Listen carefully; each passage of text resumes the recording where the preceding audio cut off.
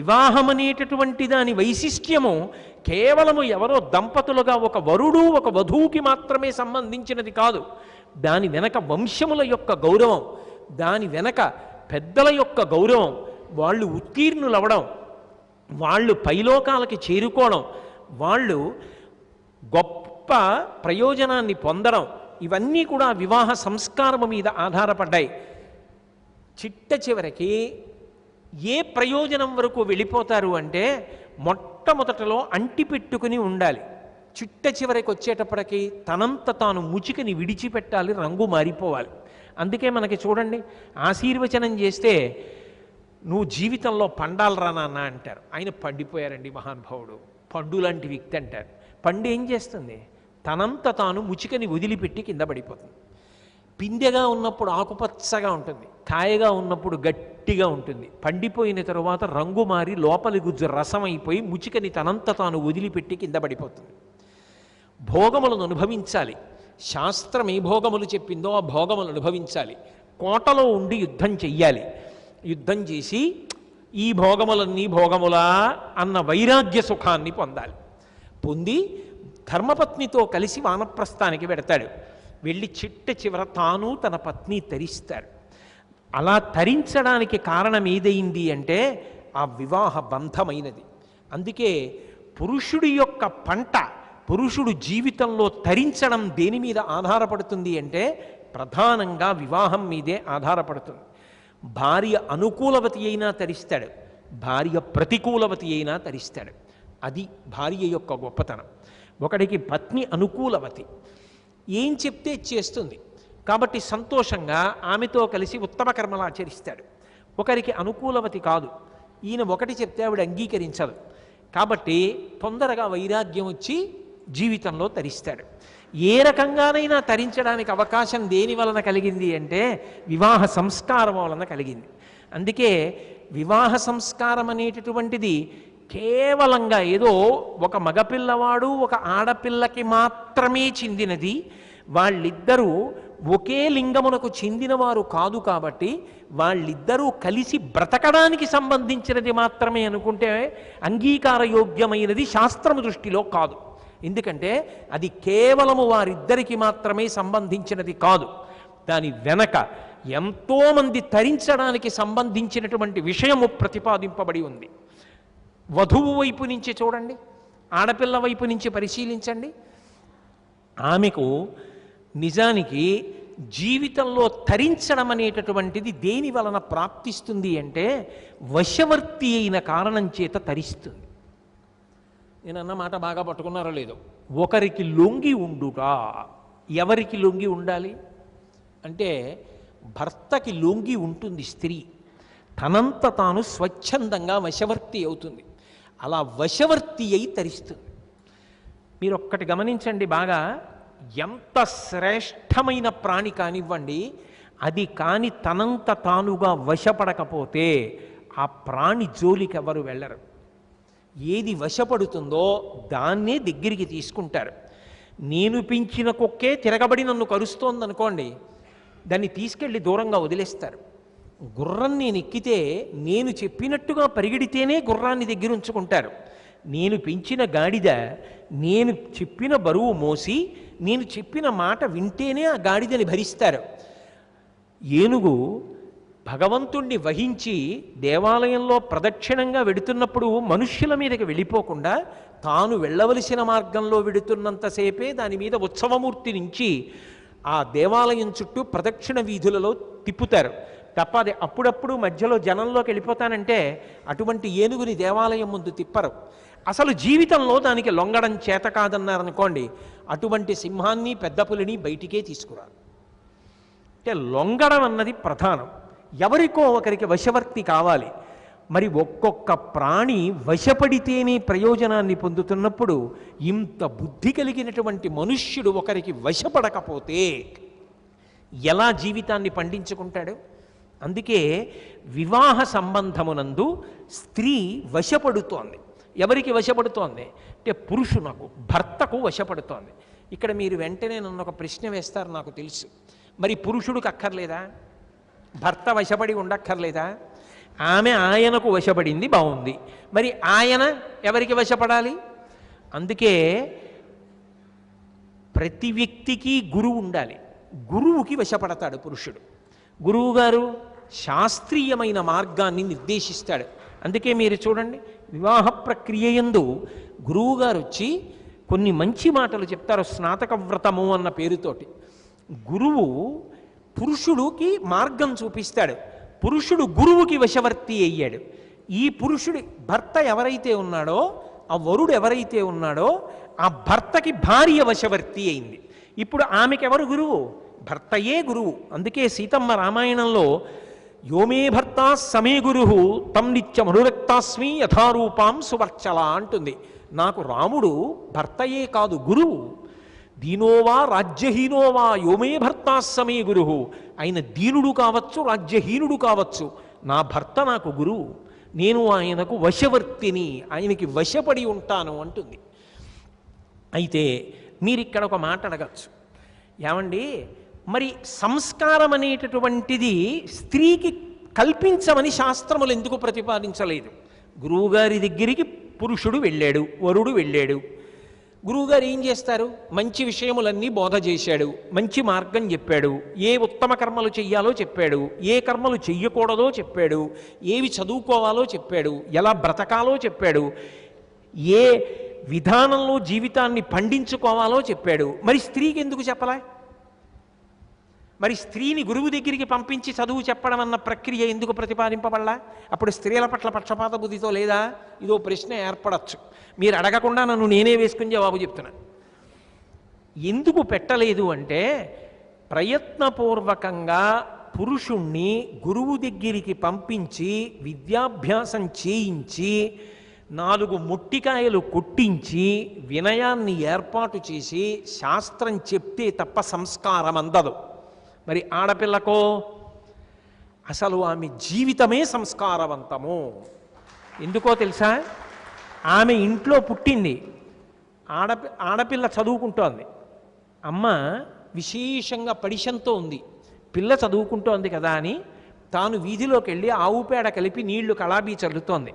అమ్మా అమ్మ నీకు పడిశం పట్టిందమ్మా, ఇవాళ నువ్వు వద్దమ్మా నేను చల్లుతానని పిల్ల వెళ్ళి కళాబీ చల్లింది. పిల్ల వెళ్ళి ముగ్గు పెట్టింది.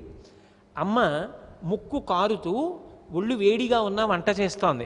అమ్మ నేను కూరలు తరిగిస్తానమ్మా అంది.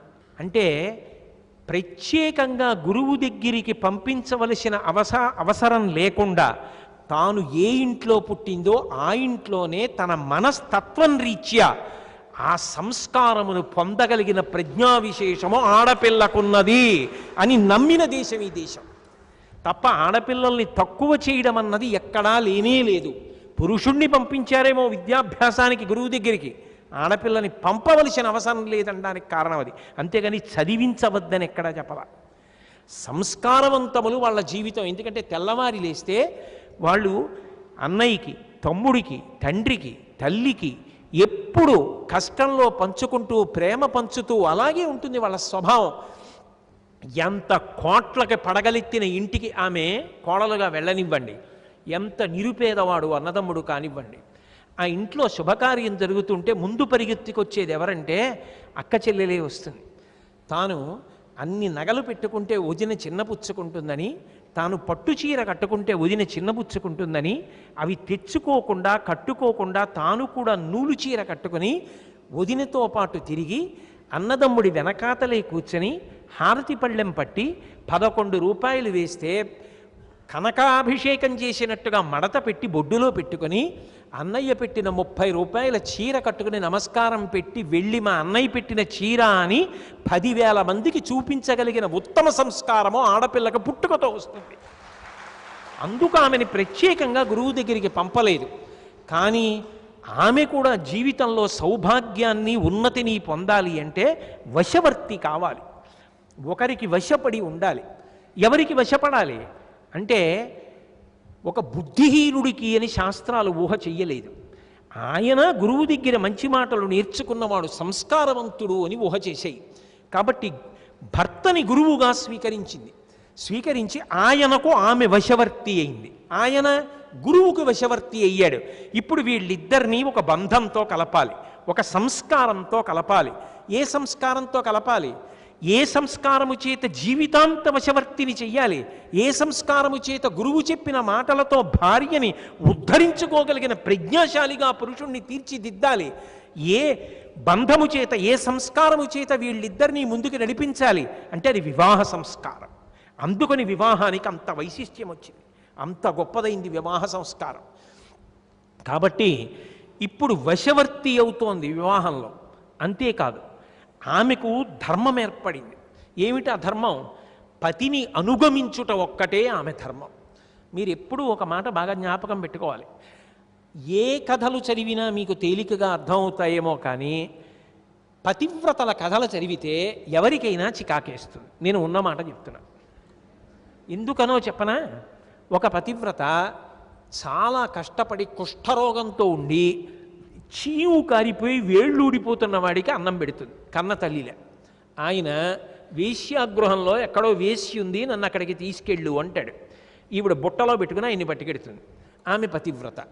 ఇది నా మనవడికి చెప్పాను అనుకోండి, తాత బుద్ధుందా, ఏమిటి తాత ఈ కథలు అని అడుగుతాడు.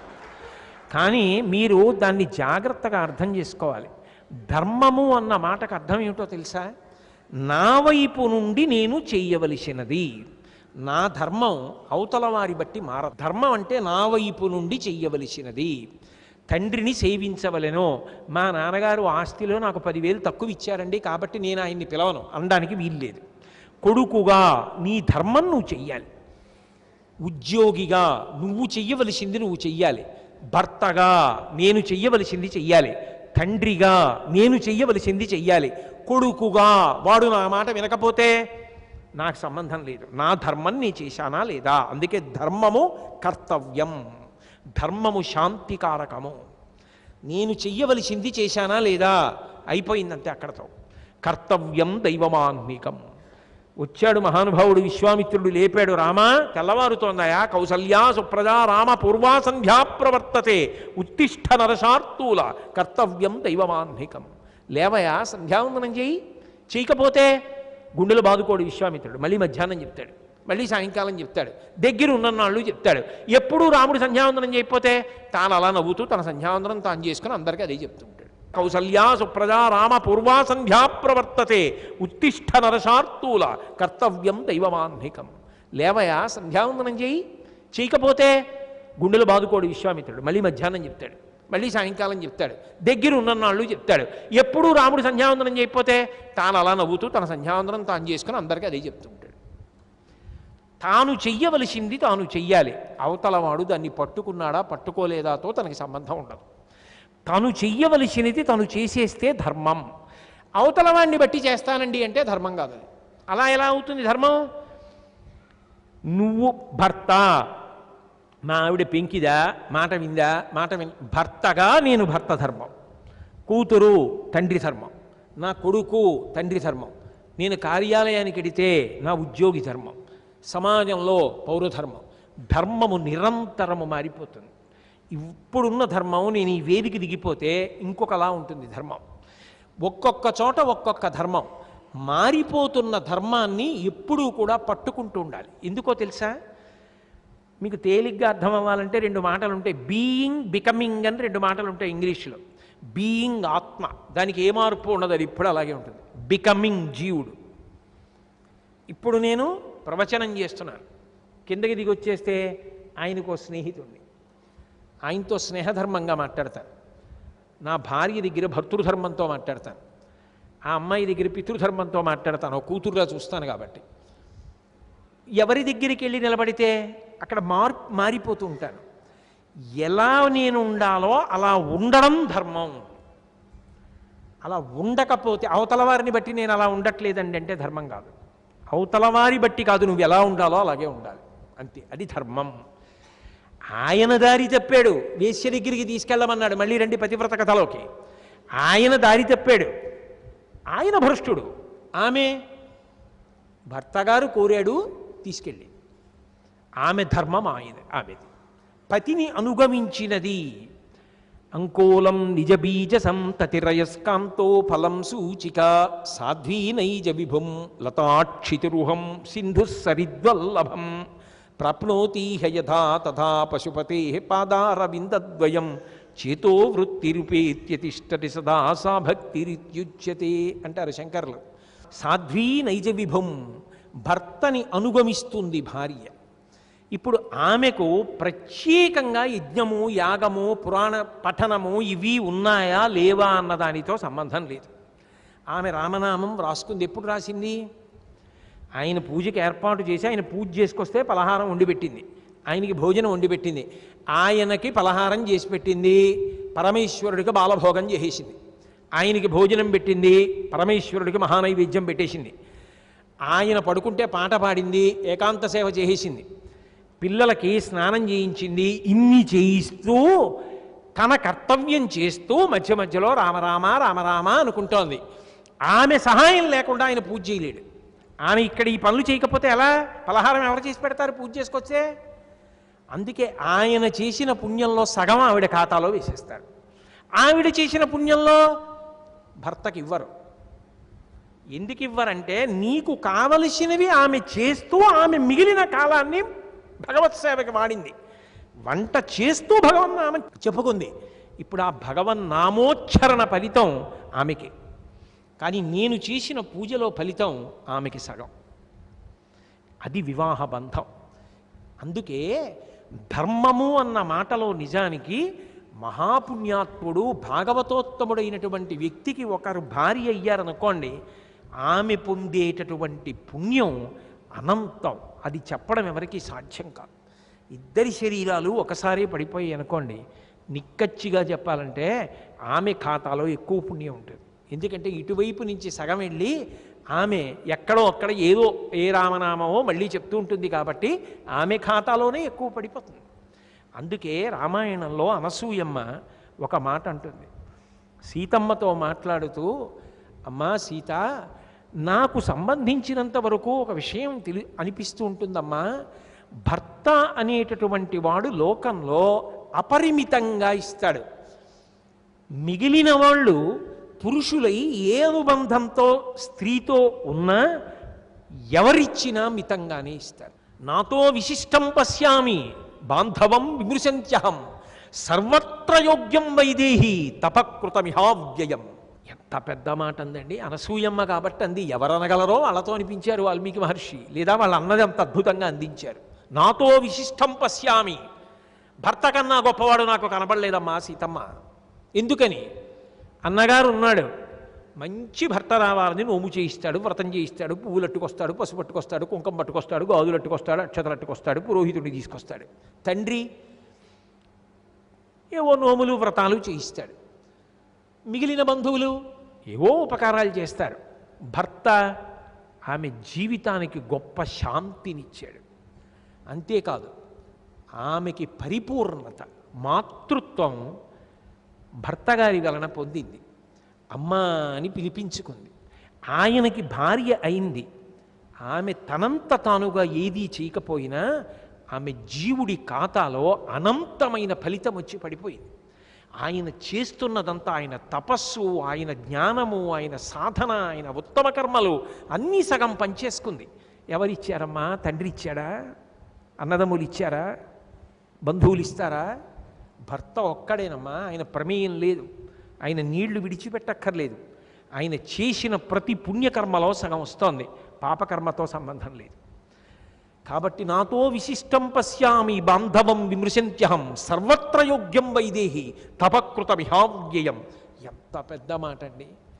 తాను చేసిన తపస్సు తనతోనే ఉన్నట్టుగా ఉత్తముడైనటువంటి భర్తకి భార్య అన్న మాట ఉందే, అనుబంధం ఉన్నదే, ఆ వివాహ బంధం ఉన్నదే, సంస్కారమునందు ఒకటవడమున్నదే, ఆ సంస్కారము చేత ఆయన పుణ్యంలో సగానికి వారసురాలైపోయింది. ఆ సంస్కారము వలన వచ్చింది. ఏ కారణానికి వచ్చి కూర్చున్నా, పక్కన కూర్చున్నా భార్య కానినాడది అందదుగా. కడుపున పుట్టిన కూతురుకైనా భాగ్యం లేదుగా, ఇంటిని మిట్టిన కోడలకైనా భాగ్యం లేదుగా.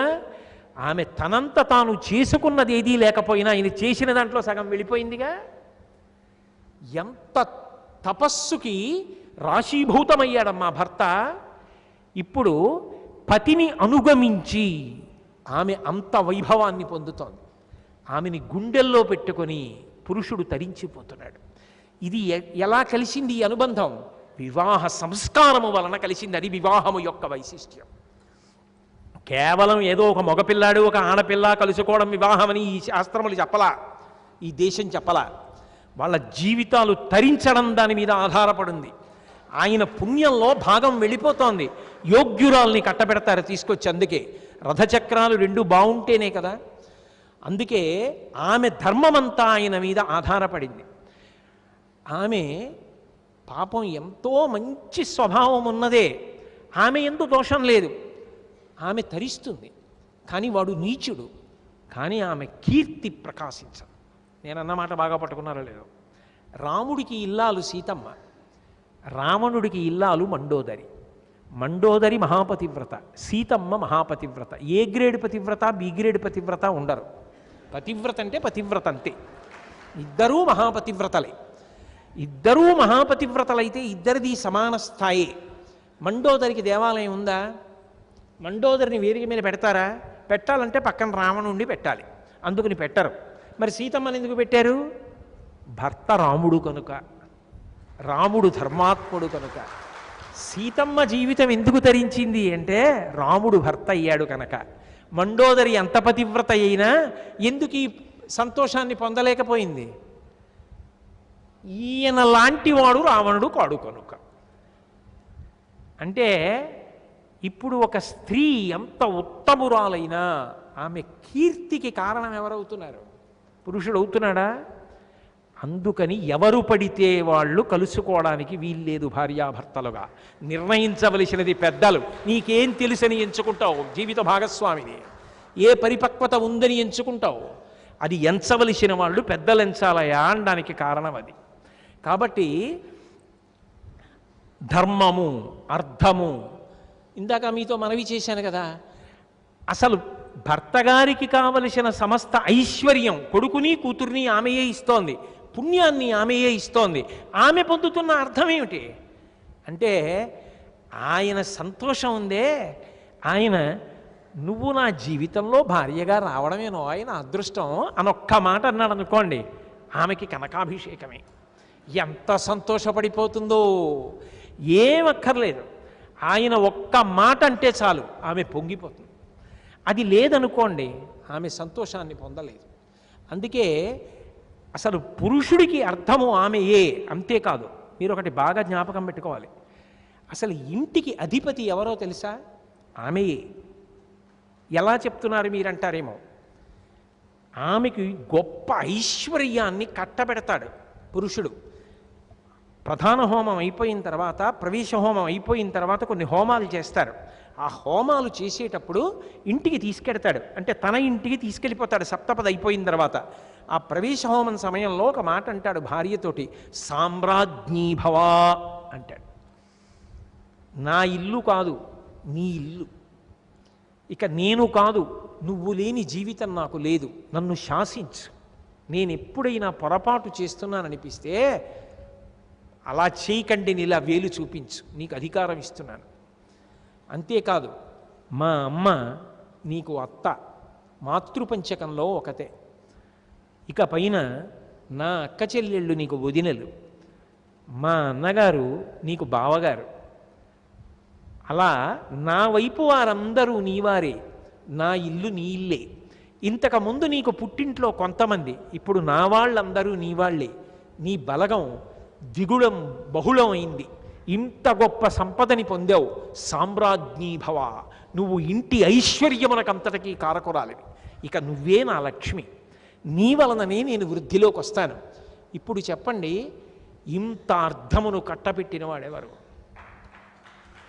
ఆమె పొందుతోందా లేదా? పుట్టినింట్లో ఆమె ఒక్కతే అయి ఉండొచ్చు, కానీ ఒక పురుషుణ్ణి కట్టుకున్న కారణం చేత ఆమెకు ఎంతమంది కొడుకులు, ఎంతమంది కోడళ్ళు, అమ్మగారని వెంట తిరిగేవాళ్ళు ఎంతమందో, ఆమె వయసుతో సంబంధం లేకుండా ఎంతమందికి తెల్లయిందో. ఆ తల్లితనాన్ని పొంది అంతమంది చేత గౌరవింపబడుతోందంటే ఒక పురుషుడికి ఇల్లాలై కదూ. ఆయన 10 మంది చేత గౌరవింపబడే వ్యక్తి అనుకోండి, వాళ్ళిద్దరూ కూర్చుంటే ఆయనకే దండం పెడతారా, ఆవిడికి కూడా దండం పెడతారా? ఆవిడికి దండం పెడతారు. ఎక్కడి నుంచి వచ్చింది ఆ మర్యాద? ఆయనకి ఇల్లాలై కాదు పొందింది.